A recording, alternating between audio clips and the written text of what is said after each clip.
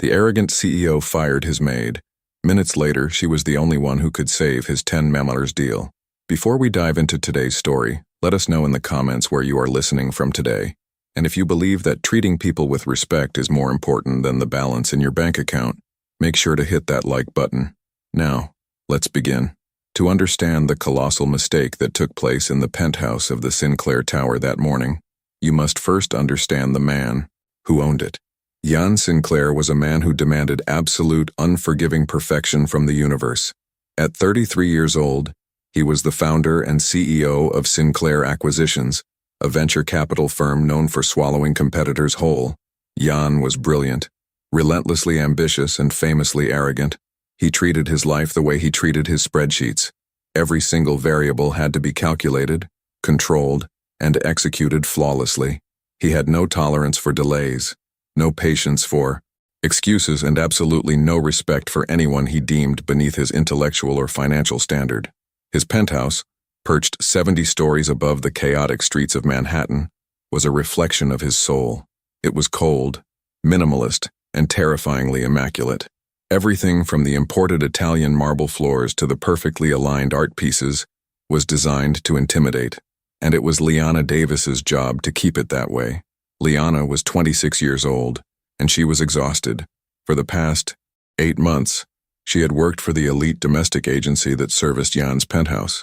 She was the one who arrived at 5 in the morning, long before the sun rose, to ensure that Jan's custom espresso machine was primed, his suits were perfectly pressed, and his glass tables were entirely free of smudges. She worked like a ghost, instructed to remain completely invisible while the arrogant CEO went about his morning routines. But Liana wasn't meant to be a ghost. She was a woman carrying a heavy burden. She had graduated near the top of her class with a master's degree in international business and linguistics. But life is rarely a straight line. When her father suffered a severe stroke, the medical bills had piled up into an insurmountable mountain of debt. Liana had to walk away from a prestigious internship in Tokyo to return to New York and take care of him. She took the highest-paying, most flexible job she could find, just to keep the collection agencies at bay. Right now, that meant scrubbing floors and brewing coffee for a man who didn't even know her last name. On this particular Tuesday morning, the tension in the penthouse was thick enough to choke on. Jan was pacing the length of his massive living room, his phone pressed tightly to his ear, his jaw clenched so hard a muscle ticked in his cheek. Today was not a normal day. Today, Jan was hosting the final negotiation for a $10 million acquisition deal. It was a deal that would solidify Sinclair Acquisitions' dominance in the global market. The client arriving in exactly 45 minutes was Mr. Kenji Sato, a fiercely traditional, notoriously difficult Japanese magnate who owned a groundbreaking agricultural technology firm. Mr. Sato was old school. He didn't do business in cold boardrooms. He did business in intimate, private settings to test the character of his potential partners. He was flying in from Kyoto, and he demanded absolute cultural precision.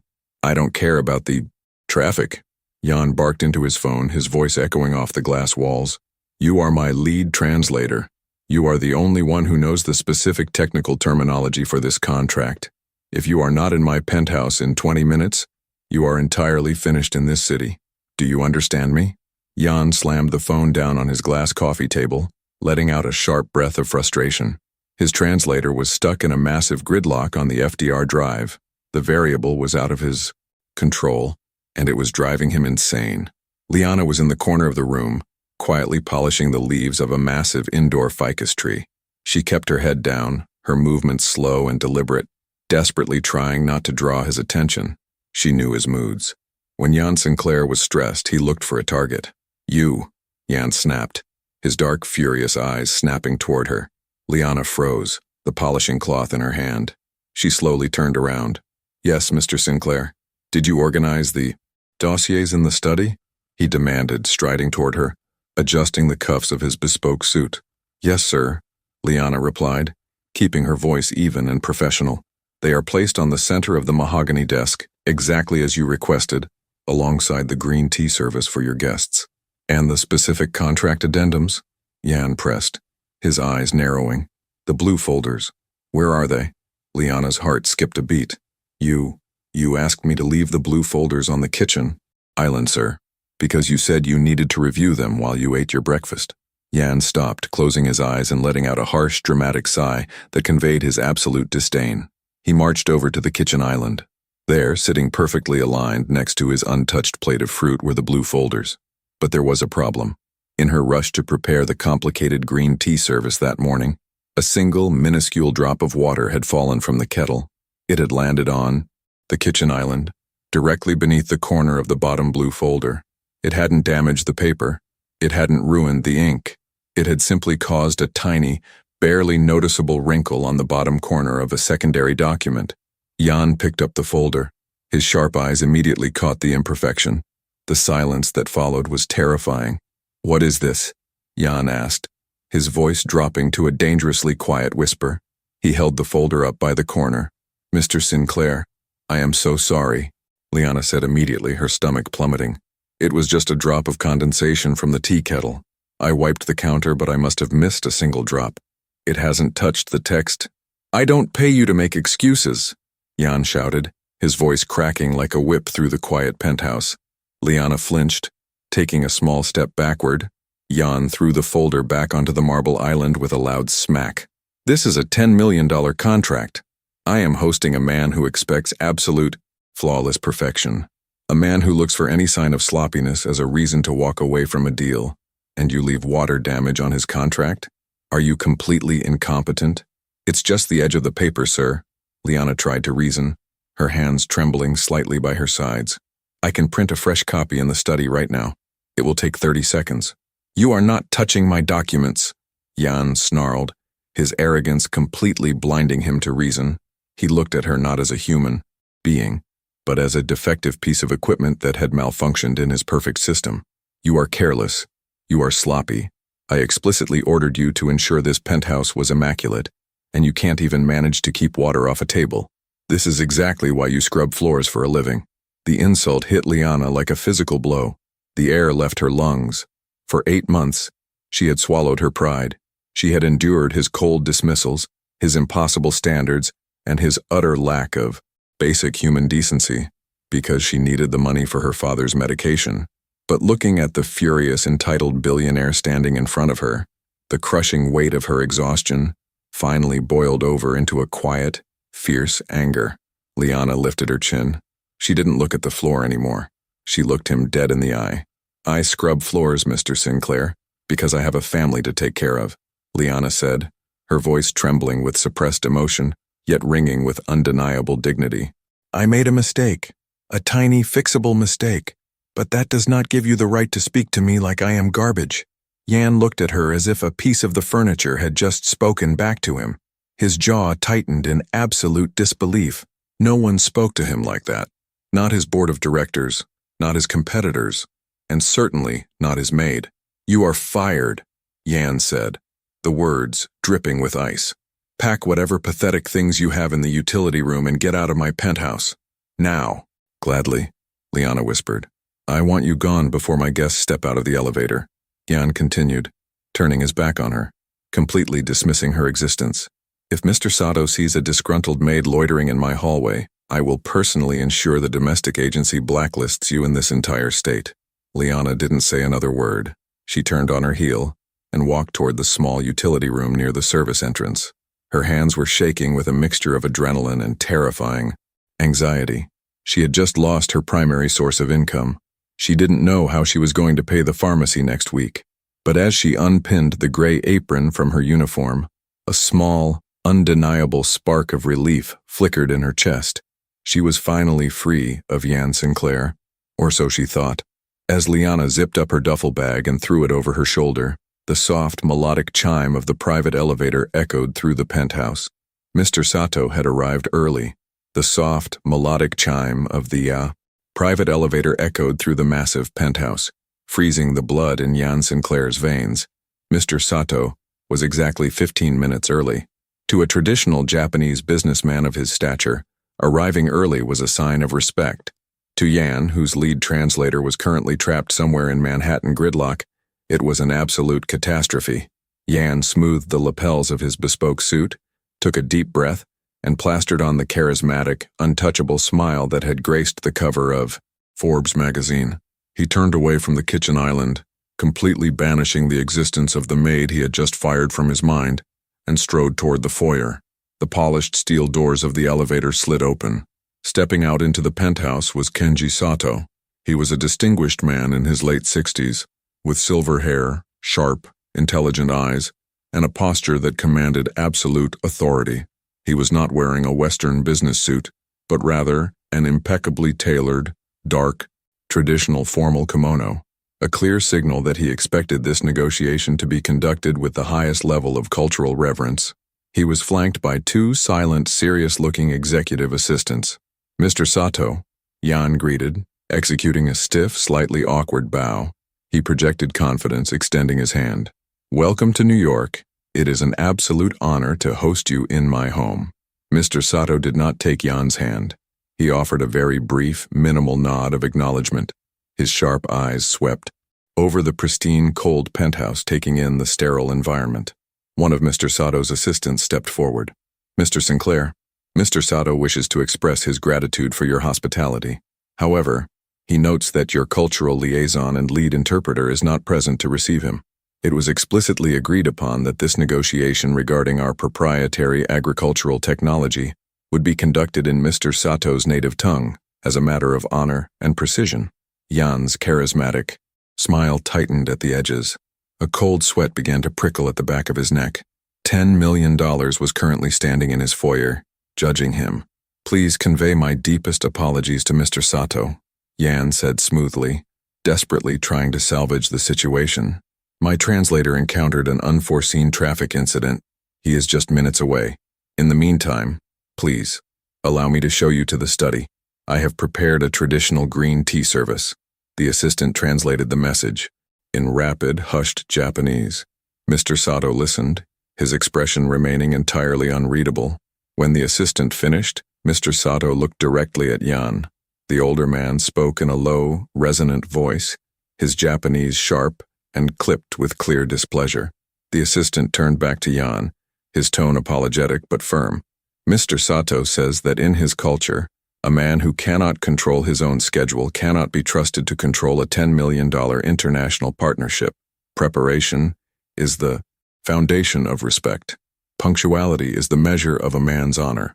Jan felt his stomach drop into his designer shoes. "Please, explain to him that it is out of my control. The Manhattan traffic." Mr. Sato didn't wait for the translation. He understood enough English to grasp the excuse.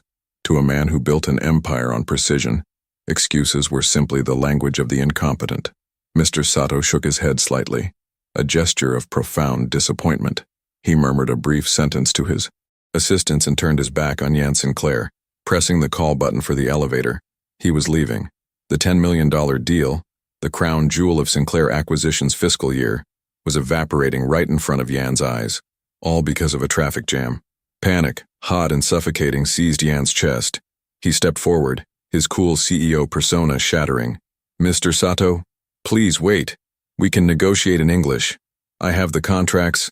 Mr. Sato does not negotiate his life's work in a secondary language out of convenience for a disorganized host. The assistant interrupted coldly, stepping between Jan and the magnate. Meanwhile, standing in the shadows of the service hallway, Liana Davis had heard every single word. She had her duffel bag slung over her shoulder. Her hand was resting on the brass handle of the service door. All she had to do was turn it, walk out, and never look back. She could let the arrogant billionaire who had just degraded her burn his own empire to the ground. He deserved it. He had treated her like an object, tossing her aside over a drop of water. But as she listened to the rapid, formal Japanese echoing from the foyer, something deep within Liana shifted. She recognized the specific dialect Mr. Sato was using. It was the highly formal keigo, the honorific Japanese used in elite business circles, the exact dialect she had spent years mastering during her graduate studies and her time in Tokyo. She understood the nuance of Mr. Sato's disappointment. He wasn't just angry about the delay. He felt culturally insulted. Liana looked at her hand on the doorknob. She thought about her father's medical bills. She thought about the collection agencies. And then, she thought about her own worth. Jan Sinclair had looked at her and seen a maid with a scrub brush. He had told her she was sloppy and incompetent. She let go of the doorknob. Liana dropped her duffel bag onto the hardwood floor of the service hallway with a soft thud. She stepped out of the shadows, walking purposefully toward the grand foyer. She was still wearing her plain white blouse and dark slacks, the remnants of her domestic uniform minus the apron. As the elevator doors began to slide open to take Mr. Sato away, a clear, melodic voice rang out across the penthouse. "Sato-sama, makoto ni moshiwake gozaimasen." "Mr. Sato, please accept my deepest apologies." The flawless, highly respectful Japanese cut through the tension like a blade. Mr. Sato froze. His hand, which had been resting on his walking cane, tightened. He slowly turned around, his eyes widening in genuine surprise. Jan Sinclair spun around so fast he nearly lost his footing. His jaw dropped open. He stared at the young woman he had fired less than 5 minutes ago, looking at her as if she had suddenly grown a second head. Liana did not look at Jan. She completely ignored the billionaire's existence. She walked with perfect poised posture until she stood a respectful distance from Mr. Sato.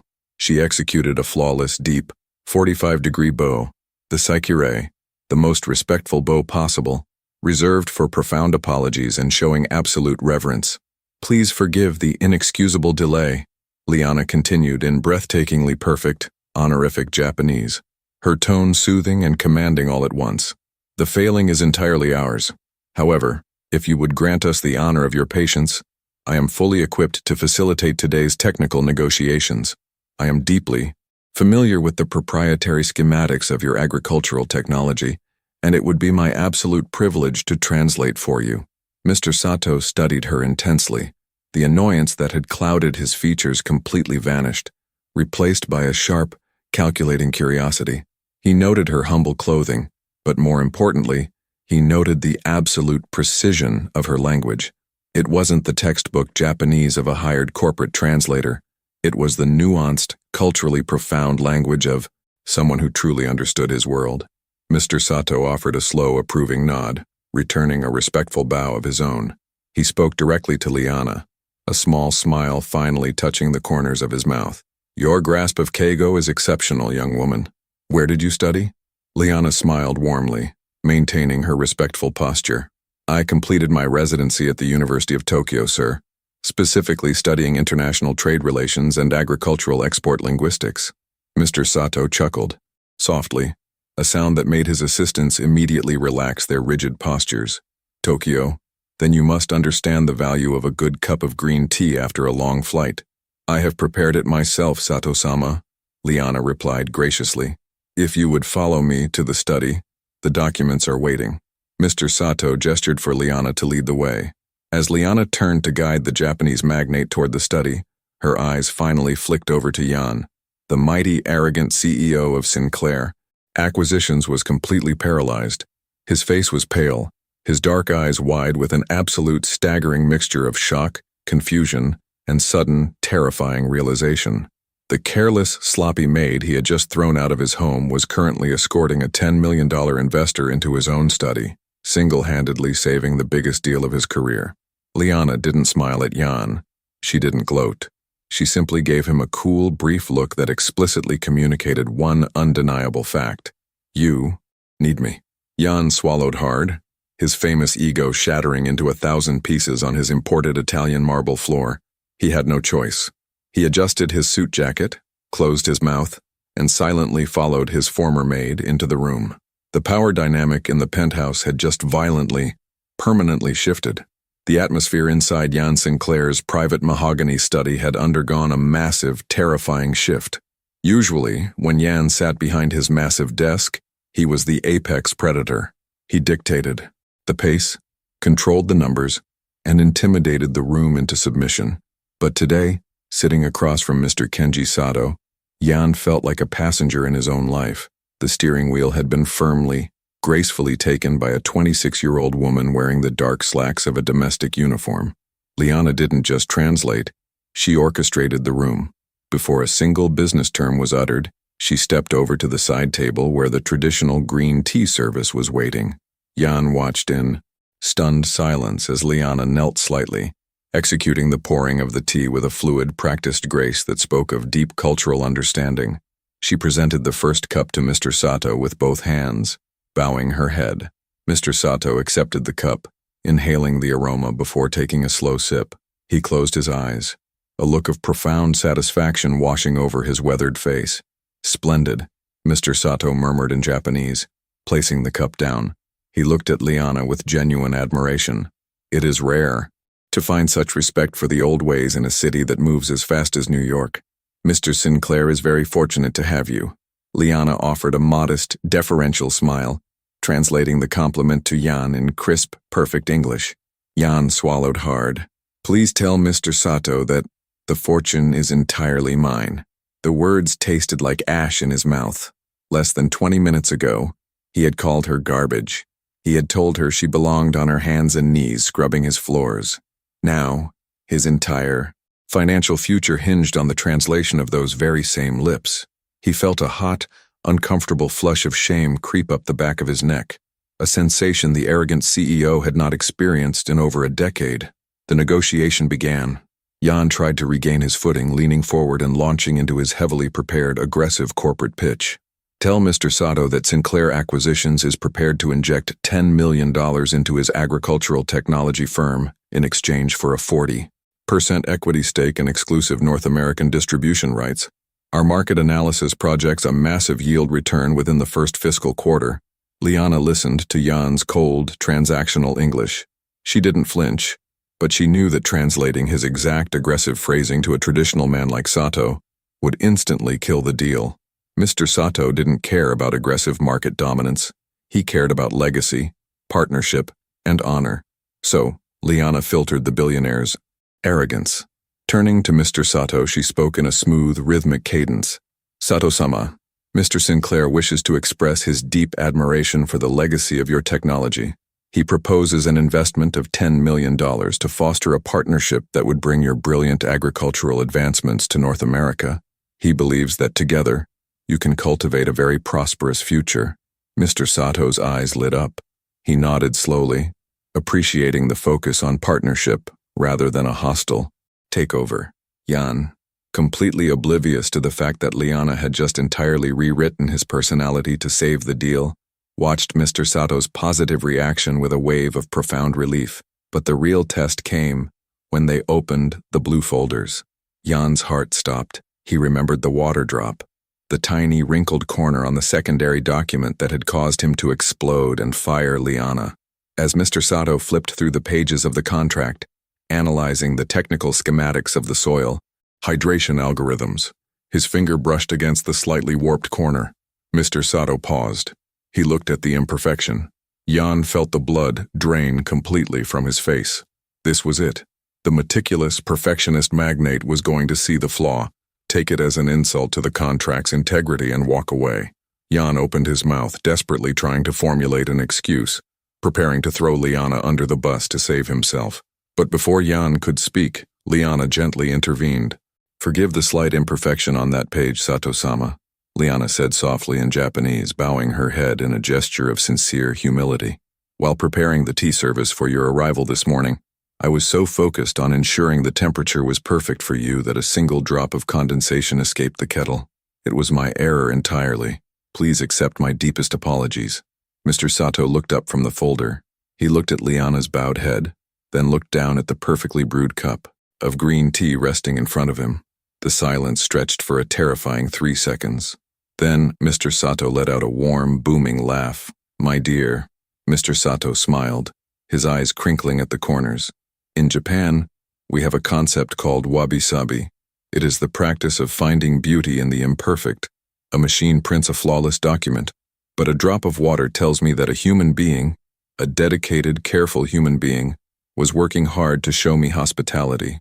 I value the tea far more than the paper." Liana translated Mr. Sato's response for Jan. Jan sat frozen in his expensive leather chair.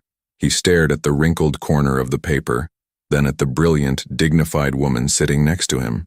His entire worldview, his obsession with sterile, unforgiving perfection, was suddenly exposed as hollow and utterly foolish. The mistake that had sent him into a rage was the very thing that the billionaire investor found beautiful and human. For the first time in his 33 years, Jan Sinclair felt incredibly, profoundly small. "Are the terms acceptable to you, Sato-sama?" Liana asked, steering the conversation back to the finish line with professional grace. Mr. Sato reached into his breast pocket and pulled out a heavy gold-plated fountain pen. A man's wealth is measured not by his bank account, but by the quality of the people he surrounds himself with, Mr. Sato said, looking directly at Jan, though he spoke in Japanese. Liana translated seamlessly. Any CEO who employs a woman of your cultural depth, intelligence, and grace, Miss Davis, is a man I can trust with my life's work. I will sign. Jan watched in a state of absolute, dizzying shock as Mr. Sato signed his name on the dotted line. The $10 million acquisition, the deal that would secure Jan's legacy, was done, and he hadn't lifted a finger. His fired maid had won the war. After a final round of deep bows and respectful farewells, Jan escorted Mr. Sato and his assistants to the private elevator. The doors slid shut, the melodic chime ringing out once more, leaving the penthouse in a deafening, heavy silence. Jan turned around. Liana was standing in the foyer. She wasn't celebrating. She wasn't waiting for a thank you. She had already walked over to the service hallway, picked up her worn duffel bag and slung it over her shoulder. Her posture was straight, her expression entirely unreadable. Panic, sharp and unfamiliar, spiked in Jan's chest. The adrenaline of the closed deal vanished, replaced by the terrifying realization of what he had done an hour ago. Liana, Jan said, the name feeling foreign and heavy on his tongue. It was the first time he had ever spoken her first name. Liana stopped with her hand on the brass doorknob of the service exit. She didn't turn around. The translation is complete, Mr. Sinclair. Your deal is secure. I will send an invoice to your accounting department for my interpreting services at the standard freelance hourly rate. Wait, Jan commanded, stepping forward, the CEO in him desperately trying to regain control of the situation. Don't open that door. Liana finally turned to face him. Her dark eyes were cold, completely devoid of the warmth and respect she had shown Mr. Sato. She looked at the billionaire not as an employer, but as a man who had failed a basic test of human decency. I am opening the door, Mr. Sinclair, because you explicitly ordered me to be gone before your guests arrived. Liana reminded him, her voice perfectly calm, which somehow made it hurt more than if she had screamed. I stayed to ensure the negotiation didn't fall apart, because Mr. Sato is an honorable man who deserved a proper reception. But my employment here was terminated at 8 o'clock this morning. Jan swallowed hard, closing the distance between them until he was standing just a few feet away. He looked at the duffel bag on her shoulder, then at her tired, beautiful face. He had completely underestimated her. He had looked at a woman with a master's degree and seen nothing but a uniform. I was stressed, Jan said, the words tumbling out in a rare, clumsy attempt at an excuse. The traffic, the delay. I lost my temper over the water damage. It was unacceptable. I admit that. You didn't just lose your temper, Mr. Sinclair, Liana corrected, her voice dropping to a fierce, quiet register. You told me I belonged on my hands and knees. You looked at me like I was less than human. Stress doesn't create arrogance, it just reveals it. Jan flinched. The absolute truth of her words cut through his ego like a scalpel. He had billions of dollars, but standing in front of this woman, he was entirely bankrupt. I will double your salary, Jan blurted out, the only language he truly understood. I will triple it. You are clearly overqualified for domestic work. I will hire you as my personal executive liaison. Full benefits, corner office, whatever you want. Just put the bag down. Liana stared at him. For a moment, she thought about the medical bills. She thought about the collection agencies calling her phone every afternoon. A corner office at Sinclair Acquisitions would solve every single financial terror she was facing. It was the golden ticket she had been praying for. But she looked at Jan's desperate, commanding posture. He wasn't apologizing. He was trying to buy his way out of guilt. He was trying to purchase her forgiveness with a promotion, believing that his money could erase the cruelty of his words. Liana shifted the strap of her duffel bag higher on her shoulder. She lifted her chin, a profound, undeniable strength radiating from her small frame. You can't afford me, Mr. Sinclair, Liana whispered. Jan's breath hitched in his throat. I have infinite resources, Liana. Name your price. My price is respect, Liana answered, her voice echoing in the quiet foyer. And that is the one thing in this world your money absolutely cannot buy. Without another word, Liana turned the brass handle, pushed the heavy service door open, and walked out of the penthouse. The door clicked shut behind her, the sound echoing like a gunshot in the sterile, immaculate, and utterly empty world of Jan Sinclair. The heavy brass-handled service door clicked shut, leaving Jan Sinclair standing alone in the massive foyer of his 70-story penthouse. For the first time in his meticulously orchestrated life, Jan didn't know what to do next. The silence in the penthouse, usually a symbol of his serene, untouchable power, suddenly felt deafening. It felt accusatory. He walked slowly back into his mahogany study. Resting in the exact center of his desk was the signed contract.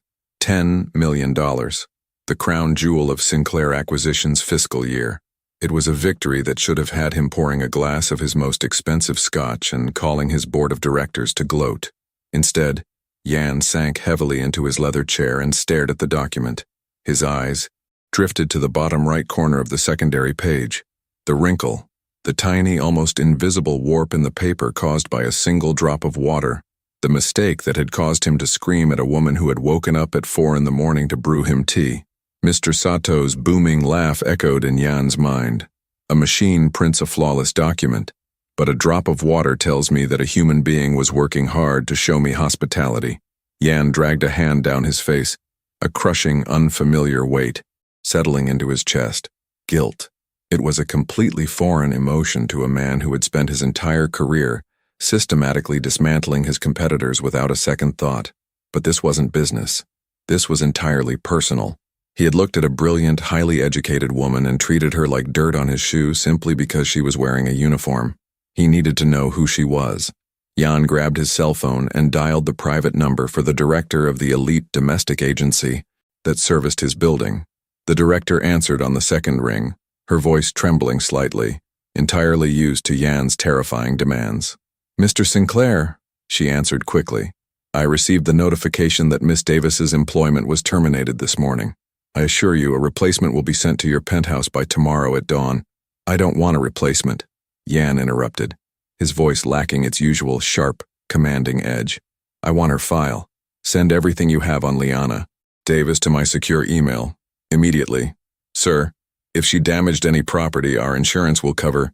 "She didn't damage anything," Jan snapped, his patience fraying, though this time the anger was directed entirely at himself. "Just send the file." 2 minutes later, a PDF arrived in his inbox. Jan opened it on his massive desktop monitor. He read the first page, and the breath was completely knocked out of his lungs.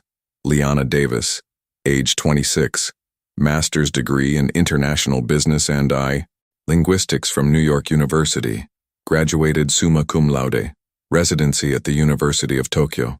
Jan stared at the screen in absolute disbelief. The woman he had ordered to scrub his baseboards had an academic pedigree that rivaled the senior executives he paid millions of dollars a year. He scrolled down further, his heart hammering a frantic rhythm against his ribs. He reached the section regarding her employment history and the reason she had applied for domestic work. Applicant withdrew from a prestigious Tokyo fellowship due to a sudden family medical emergency. Father suffered a massive, debilitating stroke. Applicant requested domestic placement specifically for the early morning hours, allowing her to attend to hospital visits and physical therapy appointments in the afternoons. Current financial status: high distress. Flagged for wage garnishment by medical collection agencies. Jan stopped reading.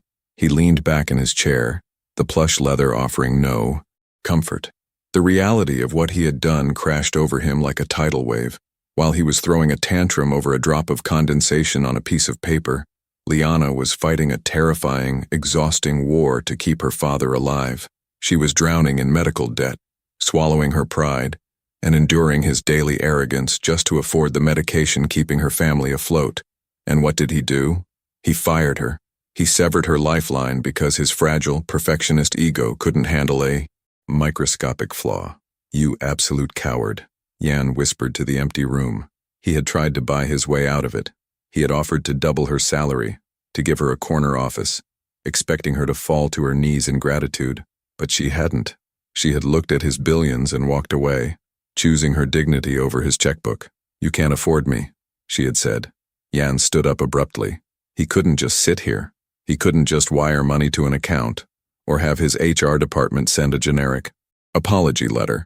Liana had explicitly demanded respect, and a man like Jan Sinclair had to learn exactly how to give it. Across the city, the atmosphere was vastly different. Liana sat at the small, wobbly kitchen table of her cramped apartment in Queens. The adrenaline that had fueled her flawless Japanese translation and her dramatic exit from the penthouse had completely evaporated, leaving behind a cold, terrifying reality. She opened her worn laptop and stared at her bank account balance. It was bleak. She had enough to cover the rent for the month, but her father's specialized physical therapy facility required a co-pay at the end of the week. Without the steady income from the Sinclair penthouse, she was going to come up short. The collection agencies had already started calling her phone 3 times a day. Liana closed her eyes, resting her forehead against the cool plastic of the laptop. A single hot tear slipped down her cheek. For a brief, agonizing moment, she wondered if she had made the biggest mistake of her life. Jan had offered her a corner office. He had offered to solve all of her financial problems with a wave of his hand. She could have swallowed her pride one last time. She could have taken the money. No, Liana thought fiercely, wiping the tear away with the back of her hand. If I let him buy his way out of treating me like garbage, I lose the only thing I have left. She closed the laptop, grabbed her coat, and headed out the door. She couldn't sit in. The apartment in Spiral. It was time to visit her dad.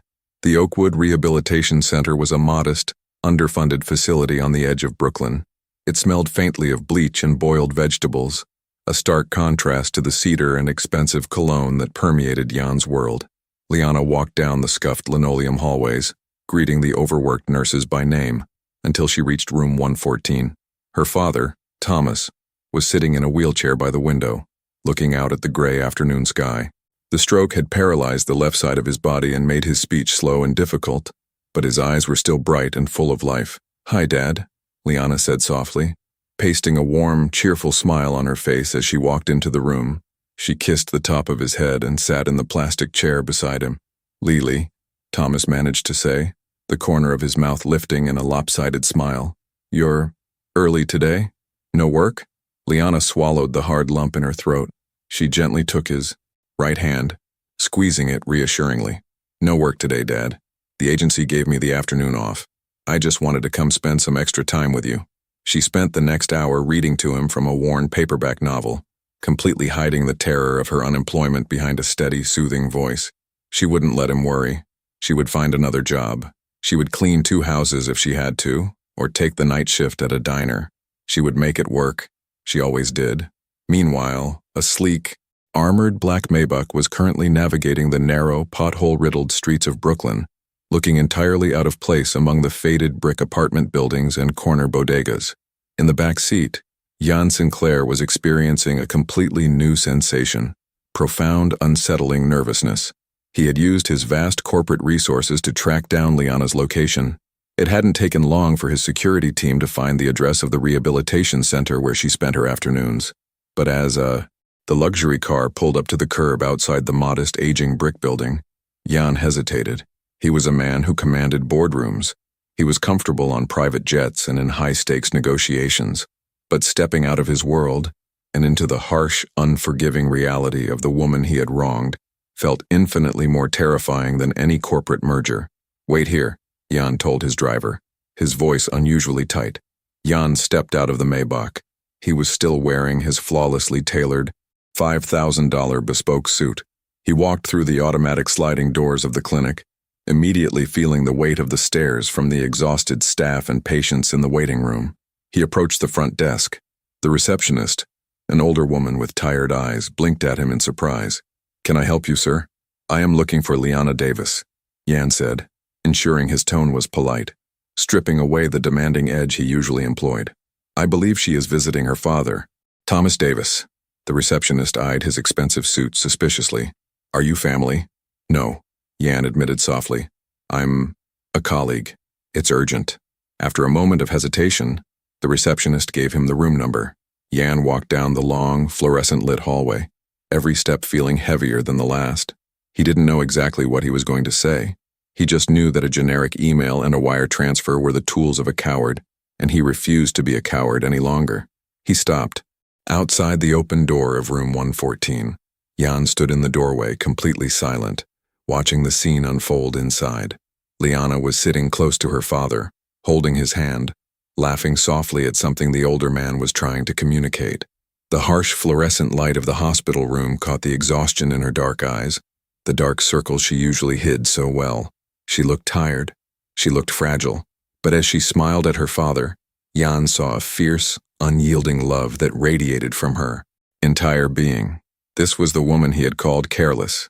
This was the woman he had thrown out onto the street. Jan took a deep, steadying breath, removed his hands from his pockets, and knocked gently on the open door frame. Liana's head snapped up.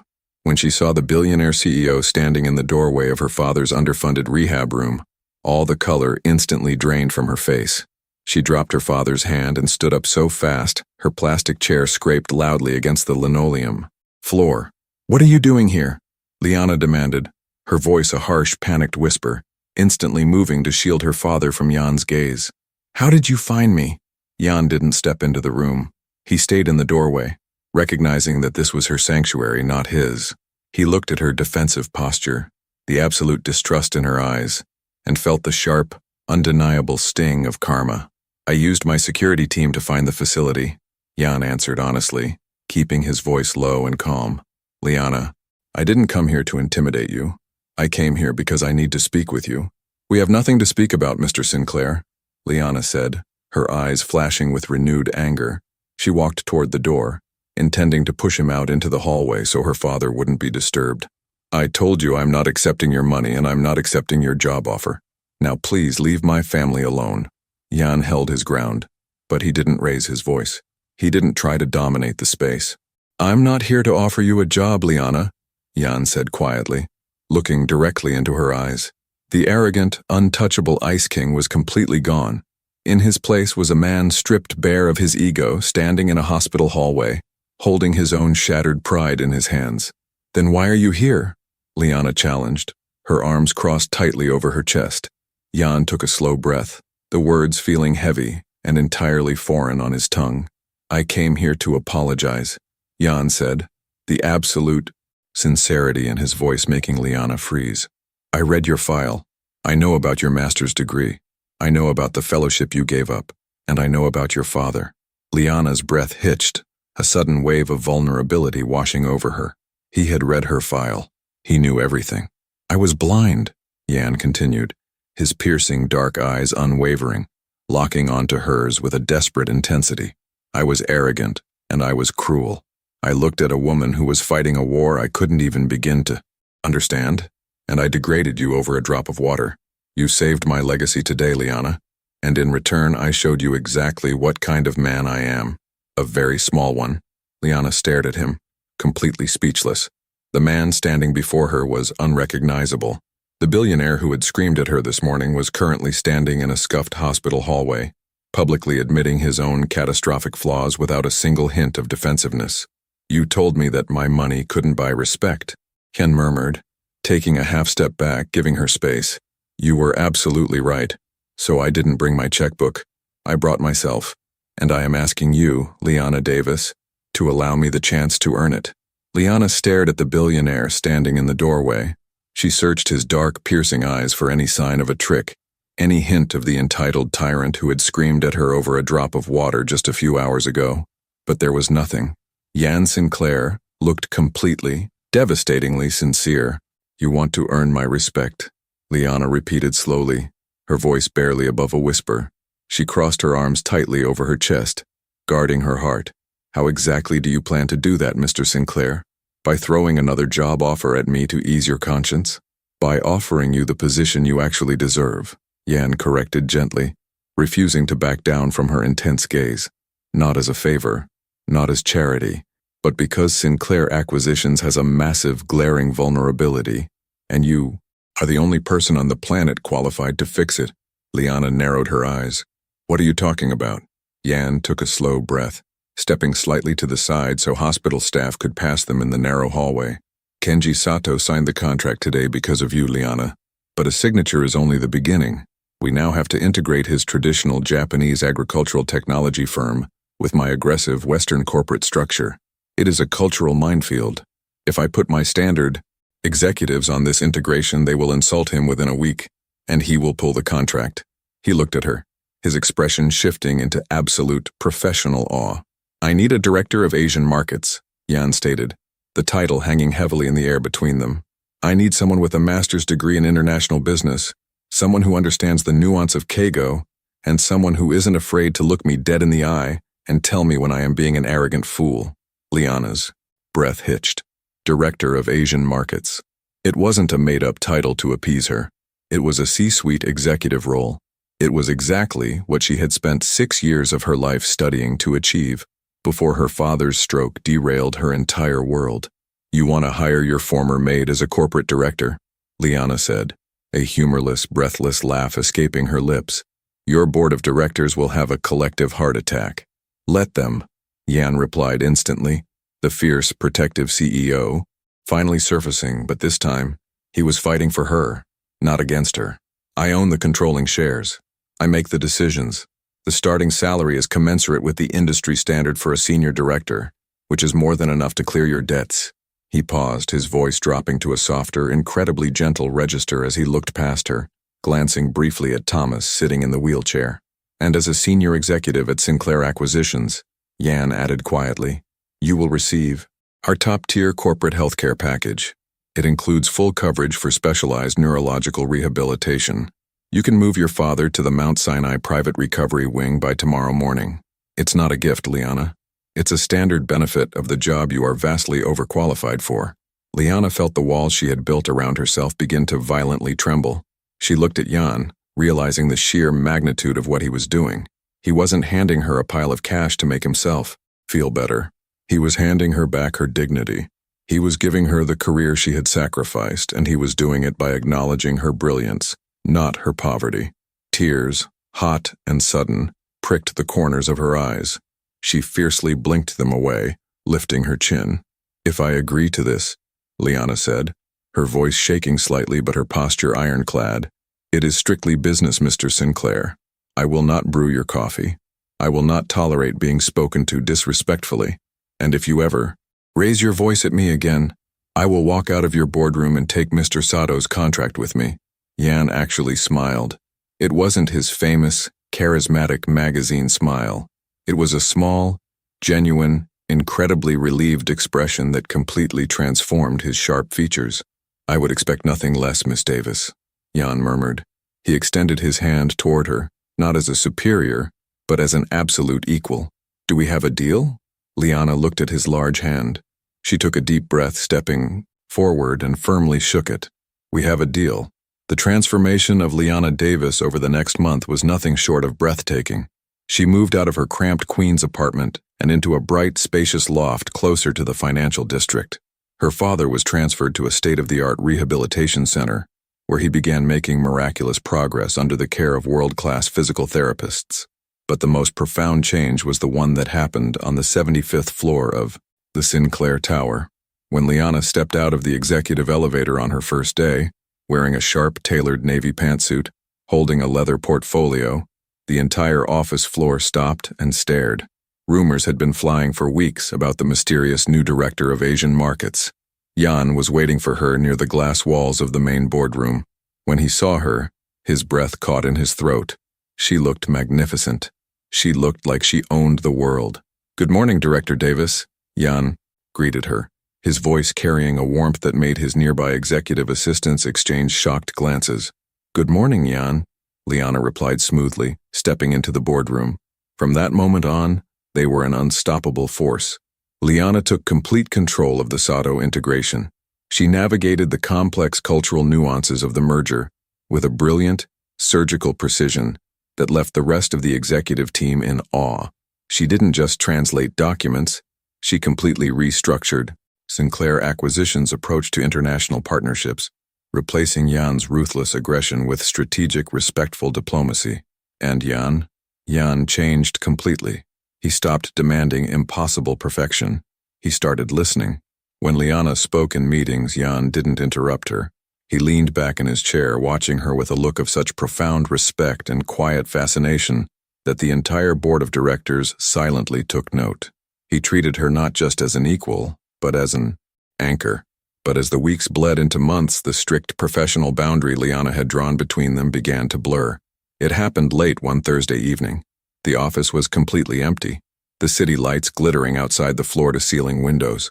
Liana and Jan were the only ones left, sitting on opposite sides of Jan's massive desk in his private office, surrounded by open laptops and legal briefs. Liana rubbed her tired eyes, suppressing a yawn as she highlighted a clause in a contract. "You should go home, Liana," Jan said softly, looking up from his laptop. "You've been here for 14 hours. Just let me finish this section on the distribution logistics," Liana replied, not looking up. "Mr. Sato requested the revisions by tomorrow morning, and I want it to be perfect." Jan closed his laptop with a soft click. The sound made Liana look up. "It doesn't have to be perfect," Jan said, the words feeling incredibly heavy coming from a man who used to demand exactly that. He stood up, walking slowly around the desk until he was standing near her chair. "You taught me that, remember? Wabi-sabi. The beauty is in the effort, not the flawlessness." Liana leaned back in her chair, a soft, weary smile touching her lips. "I can't believe Jan Sinclair, the Ice King of Wall Street, just quoted Japanese philosophy to me to get me to stop working." Jan chuckled, a deep, rich sound that sent a sudden, unexpected shiver down Liana's spine. He leaned his hip against the edge of the mahogany desk, looking down at her. The harsh overhead lights were off. The room was lit only by the warm glow of a single desk lamp and the city skyline. "I've learned a lot of things since the day you walked out of my penthouse," Jan admitted, his voice dropping to a low, intimate register. He looked at her, his dark eyes tracing the delicate lines of her face, the stubborn set of her jaw that he had come to admire so deeply. "Why were you so obsessed with it?" Liana asked quietly, the late hour stripping away her professional filter. "The perfection, the control. You terrified everyone who worked for you, Jan." Jan looked away for a moment, staring out at the glittering city.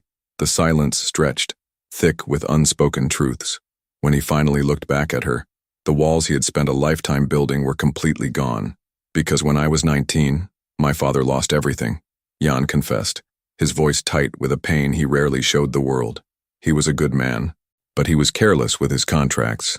He trusted the wrong people, missed a few critical details, and his company was liquidated. The stress killed him a year later. I swore I would never be vulnerable like that. I swore I would control every single variable in my life so perfectly that nothing could ever hurt me, or anyone I cared about, ever again." Liana's breath hitched. She looked at the terrifying, arrogant billionaire, and finally saw the frightened, grieving young man underneath. He hadn't demanded perfection out of malice. He had demanded it out of absolute terror. She slowly stood up from her chair. She stepped closer to him, closing the distance until they were mere inches apart. "You can't control everything, Jan," Liana whispered, her dark eyes looking up into his. "Variables change. People make mistakes. Condensation falls from kettles." Jan looked down at her, his chest rising and falling heavily. The air between them was suddenly thick, electric, and completely suffocating. "I know," Jan murmured, his voice rough. He slowly, hesitantly reached out, his long fingers gently brushing a stray lock of hair behind her ear. His touch was incredibly tender, a stark contrast to the ruthless man he used to be. "And it terrifies me, because right now the only variable in my life that actually matters is you." Liana's heart slammed against her ribs. The professional boundary was gone. It had been reduced to ash the moment he touched her. She looked at his lips, feeling an undeniable magnetic pull drawing her in. Jan leaned down, his eyes fluttering shut, completely surrendering his control. But just as their lips were about to touch, the harsh, shrill ringing of Jan's private cell phone shattered the quiet intimacy of the office. Jan froze. He let out a frustrated groan, resting his forehead against hers for a brief, agonizing second before pulling away. He grabbed his phone from the desk, his eyes instantly darkening as he read the caller ID. "It's Kenji Sato," Jan said, his voice instantly snapping back to a sharp corporate edge. He looked at the clock. It was 11 p.m. in New York, which meant it was midday in Japan. He never calls this late unless there is an emergency. Liana immediately stepped back, her mind racing back to business. "Answer it. Put it on speaker." Jan accepted the call, placing the phone on the desk. "Sato-sama," Jan greeted, his tone respectful and urgent. But it wasn't Mr. Sato's booming, cheerful voice that answered. It was his lead executive assistant, and he was speaking in rapid, panicked English. "Mr. Sinclair," the assistant said, his voice trembling, "I am calling to inform you that all integration protocols are to be immediately suspended. The contract is under review for immediate termination." Jan's blood ran cold. "Termination? On what grounds? We just finalized the distribution algorithms today. Mr. Sato has just been presented with a dossier from one of your primary American competitors," the assistant explained, the fear evident in his voice. "The dossier contains internal emails and sworn affidavits from your former domestic staff. It details a history of extreme verbal abuse, arrogant behavior, and the unjust firing of employees." Liana gasped, her hand flying to her mouth. "The competitor is arguing that a man who treats his lowest-level employees with such profound disrespect lacks the moral honor required to partner with the Sato legacy," the assistant continued. "Mr. Sato is deeply disturbed. He feels he was deceived by your polite behavior in New York. He is preparing to pull the $10 million by morning." The line went dead. Jan stood frozen, the phone beep echoing in the silent office. The ghosts of his past arrogance hadn't just come back to haunt him. They had returned to completely destroy his future. The deal was dead. And this time, it was entirely, undeniably, his own fault. The silence in the executive office was deafening. The dial tone from the disconnected call echoed like a judge's gavel slamming down on Jan's career. Jan slowly lowered the phone. He didn't scream. He didn't throw anything. The aggressive, terrifying CEO who would have once fired half the building over this sabotage was completely gone. In his place was a man who simply looked incredibly, profoundly tired. He walked back around his mahogany desk and sank heavily into his chair. He looked at Liana, his dark eyes filled with a quiet, devastating acceptance. "They're right," Jan whispered into the quiet room. "The competitor didn't even have to lie. Every single word in that dossier is true. I was a tyrant, Liana. I treated people like they were entirely disposable, and you can't build a legacy on a foundation of cruelty. The bill always comes due." Liana stared at him. She saw the absolute defeat in his posture. He was surrendering. "Go home, Liana," Jan said softly, turning his chair to look out at the dark city skyline. Unable to meet her eyes. "The integration is over. I will ensure your contract is paid out in full and your father's medical coverage will remain intact indefinitely. I'll draw up the paperwork myself." For a moment, Liana didn't move. She looked at the man who had humbled himself in a scuffed hospital hallway. The man who had just admitted his deepest fears to her minutes ago. The old Jan Sinclair would have declared war on the competitor. The new Jan Sinclair was willing to lose his empire because he believed he deserved the punishment. Liana's dark eyes narrowed. A fierce, unyielding fire ignited in her chest. "Absolutely not," Liana declared, her voice slicing through his despair like a razor. Jan turned his head, blinking in surprise. "Liana, there is nothing to fight. Sato is a man of honor. He cannot partner with a man who has my history. He cannot partner with the man you were," Liana corrected fiercely, marching around the desk. She slammed her hand down on the mahogany surface, leaning over him. "But that man doesn't exist anymore. I didn't uproot my entire life and work 14-hour days just to watch you give up because a cowardly competitor sent an email. We are not losing this deal." Before Jan could stop her, Liana reached across the desk, grabbed the secure conference remote, and initiated a direct encrypted video link to Kenji Sato's private office in Kyoto. "Liana, what are you doing?" Jan gasped, standing up. "He won't answer." The massive flat-screen monitor on the wall flared to life. Sitting in his Kyoto office, looking intensely furious and deeply disappointed, was Kenji Sato. He was flanked by his executive assistants. "Sato-sama," Liana began immediately, not giving the magnate a chance to disconnect. She spoke in rapid, flawless, heavily honorific Japanese, standing tall and unflinching in front of the camera. "I beg your forgiveness for this intrusion, but a man of your profound wisdom knows that a judgment cannot be passed until the accused is allowed to stand before you." Mr. Sato's eyes narrowed. He respected Liana, but his honor had been insulted. He spoke in clipped, harsh Japanese. "Miss Davis, my respect for you is immense, but the documents I received regarding Mr. Sinclair's cruelty are undeniable. They include sworn testimonies from his domestic staff. I cannot build a future with a man who has no soul." Liana took a deep breath. She didn't look at Jan. She kept her eyes locked on the screen. The documents are entirely true, Sato-sama, Liana translated for Jan, her voice steady and echoing in the quiet New York office. He was arrogant, he was demanding, and he unjustly fired his domestic staff. Jan closed his eyes, his chest aching. He thought she was officially resigning on live video.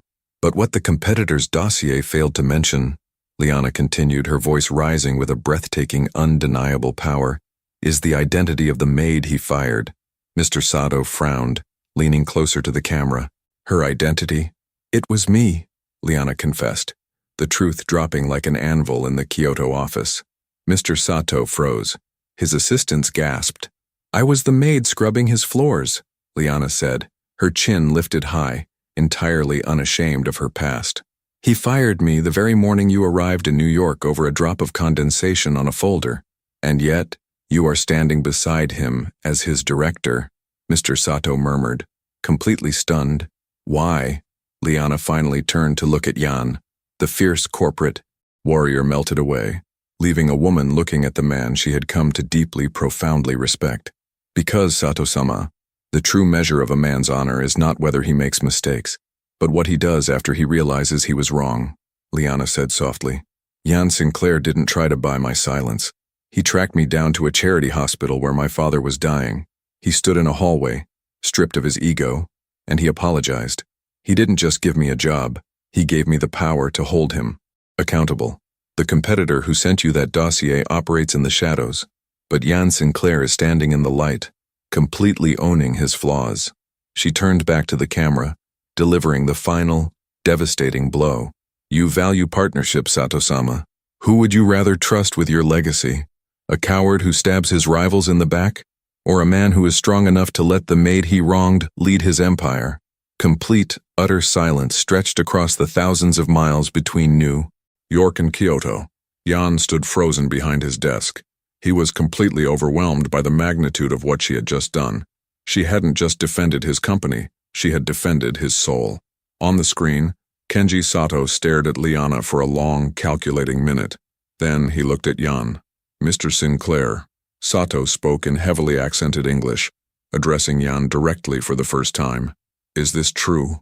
Did you humble yourself before this woman? Jan stepped forward, standing shoulder to shoulder with Liana. He didn't puff out his chest. He didn't use his corporate voice. Yes, sir, Jan said quietly, absolute sincerity in his dark eyes. She is the greatest leader this company has ever seen, and I will spend the rest of my life trying to be worthy of the second chance she gave me. Mr. Sato's stern face slowly softened. A deep, resonant chuckle rumbled in his chest, breaking the tension entirely. In Japan, we have the art of kintsugi, Mr. Sato said, a warm smile spreading across his face. When a bowl is broken, we mend the cracks with gold. We believe the piece is more beautiful for having been broken. Your honor was broken, Mr. Sinclair, but Miss Davis is the gold that mended it. The competitor is a fool. Our partnership stands. I will see you both in Tokyo next month. The screen went black. The deal was saved. The $10 million acquisition was secure, completely fortified against any future sabotage. But Jan didn't care about the money. He didn't care about the market dominance or the competitor who had tried to ruin him. He turned to Liana. The adrenaline of the confrontation was fading, leaving them alone again in the dim, quiet office. You didn't have to do that, Jan whispered, his voice incredibly rough, completely undone by her loyalty. I know, Liana murmured, turning to face him. Her heart was hammering against her ribs, the electric tension from earlier rushing back with a vengeance. But you protect your investments, Jan, and I protect mine. Jan couldn't hold back anymore. He crossed the remaining distance between them, wrapping his arms fiercely around her waist and pulling her flush against his chest. Liana gasped softly, her hands flying up to grip the lapels of his suit jacket. Jan leaned down and captured her lips in a kiss that absolutely shattered the quiet of the night. It was a kiss poured full of all the desperate fear, the overwhelming relief, and the deep, consuming passion that had been building between them for months. Liana kissed him back with equal fire, her fingers tangling in his dark hair as he held her like she was the only thing keeping him tethered to the earth. When they finally broke apart, both of them were breathless, their foreheads resting against each other.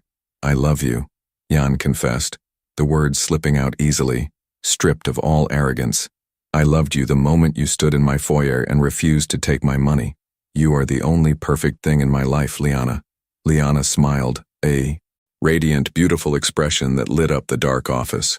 She reached up, gently tracing his jawline. Nothing is perfect, Jan, she whispered, her dark eyes sparkling, but we're pretty close.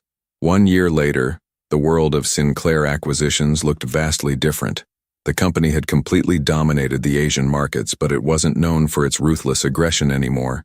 Under the joint leadership of Jan and Liana, it was known for its ironclad ethics and unparalleled cultural respect. It was a sunny Friday afternoon. In the private Mount Sinai recovery wing, a miracle was happening. Thomas Davis, leaning heavily on a silver cane, took 3 slow, deliberate steps across the physical therapy room. "I did it, Lily!" Thomas laughed, his speech much clearer now, a massive smile on his face. Standing a few feet away, Liana burst into tears of pure joy, covering her mouth with her hands. She was wearing a stunning, tailored white suit, radiating power and happiness. But she wasn't standing alone. Jan was right beside her, wearing a casual sweater and jeans, having completely cleared his Friday schedule just to be there. He grinned broadly, stepping forward to offer Thomas a steadying hand. "Incredible work, Thomas," Jan praised warmly, completely devoid of the Ice King persona. He looked at Liana, his eyes softening with that familiar, absolute devotion. He wrapped an arm around her waist, pulling her close and pressing a soft kiss to her temple. On Liana's left hand, a flawless, brilliant-cut diamond caught the afternoon sunlight, a quiet promise of a future they had fought incredibly hard to build. Sometimes, the universe places the hardest lessons in the most unexpected disguises. Jan Sinclair had demanded absolute perfection from the world, only to realize that the most beautiful parts of life are found in the flaws, the apologies, and the willingness to change. He had fired a maid over a drop of water, only to realize he had just thrown away the queen of his empire. And Liana Davis, who had spent her life cleaning up other people's messes, finally found a man who was brave enough to clean up his own. And that is where we leave them today. A humbled king, a brilliant warrior, and a legacy built not on money but on respect. If you loved this story and believe that true power is found in humility and redemption, leave a comment below with the word Kintsugi. Don't forget to subscribe and turn on your notifications so you never miss another journey with us. Until next time, keep fighting for your worth and remember, your greatest chapter is still waiting to be written.